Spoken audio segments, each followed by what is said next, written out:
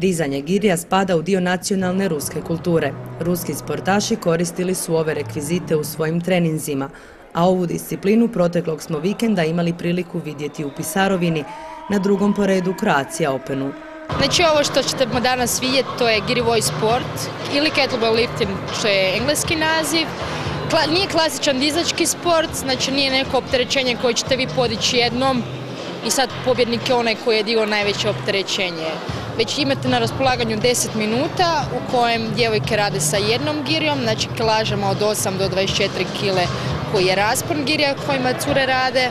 Imaju 10 minuta raspolaganju gdje moraju podići giriju najveći broj puta koji mogu. U tih 10 minuta giriju izmjenjuju samo jednom. Dok dečki rade s 2 girije iste težine, od 16 kg pa sve do 32. Znači dio od 32 nije baš lako dizati 10 minuta. Ivana se dizanjem girija bavi 3 godine i jedna je od djevojaka koja diže najveću kilažu u ženskoj disciplini. Njezin je rekord 106 ponavljanja sa 24 kg.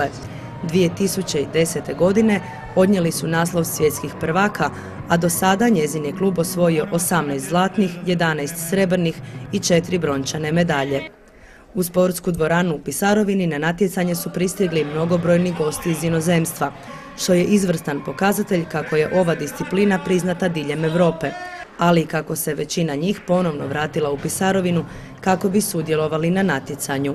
Ove godine imamo dosta zemalja prisutnih, dolaze nam iz Irske, Norveške, dolaze nam iz Engleske, jedna Slovakinja, iz Hrvatske po prvi puta 5 klubova nastupa, odnosno 40-ak ljudi, što je stvarno dokaz da je ovaj sport uzeo maha u našoj državi. Dizanje girija nije priznato kao sportska disciplina, što onima koji se time bave predstavlja veliki problem, kaže Nenad.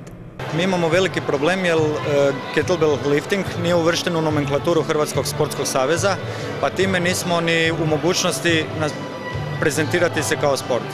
Mi smo sad još društvo športske rekreacije, guramo ovo, ali evo, Rusija je ta od kud ovaj sport potiče, Ukrajina, pa nadamo se da će oni napraviti sve potrebne radnje da se ovo uvrsti u sport u njihovim državama, pa onda tako i kod nas, pa da ćemo jednog dana i osnovati taj savez za kojim trčimo već zadnjih 2 godine, da nam bude sve puno lakše.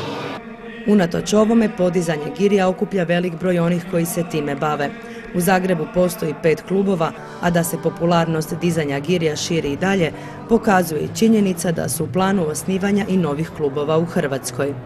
Imamo Girivix Zagreb, imamo Spartu, imamo Agram, imamo Kettlebell Team Geriatrija Zagreb i nadam se da nisam nikog zaboravio, imamo Kettlebell Team Bjelovar, 5 klubova iz Hrvatske do sada. Evo, očekujemo da će se i u Dubrovniku jedan osnovati, očekujemo otvaranje jednog kluba u Splitu, ima nekih indicija, pa evo, nadam se da ćemo jednog dana organizirati prvenstvo Hrvatske. A moguće prvenstvo Hrvatske također bi se u budućnosti moglo održati u Pisarovini, budući je Pisarovina po drugi puta domaćin ovoj manifestaciji. Ja se nadam da će ova atmosfera i ovaj prostor biti adekvatan jer su već drugi puta ovdje, tako da se nadam da će biti i sljedećih godina. Očito im je prostor i ambijent zadovoljavajući i zainteresirani su za Pisarovinu kao destinaciju gdje žele ponovo doći. Ova atraktivna disciplina, za one koji ne znaju, ima vrlo povoljan učinak i na zdravlje. S obzirom da su girije teški rekviziti, trening od 20 do 30 minuta ima dvostruki učinak na tijelo, istovremeno dajući rezultate jednake i kardio i vježbama snage. Dizanje girija ima bolji učinak od dizanja utega zbog njihovog oblika i načina na koji se zahvaćaju rukom, smatraju stručnjaci za vježbanje. Također tvrde da su girije jedan od najučinkovitijih načina za sveobuhvatan fitness program. Sam zamah donosi mnoge koristi i mnogi smatraju kako bi bilo poželjno uvrstiti ovakav način vježbanja u svoje programe. Ove informacije dobro će doći onima koje interesira ovakav način vježbanja, sa kojim mogu početi već sutra u nekom od spomenutih klubova.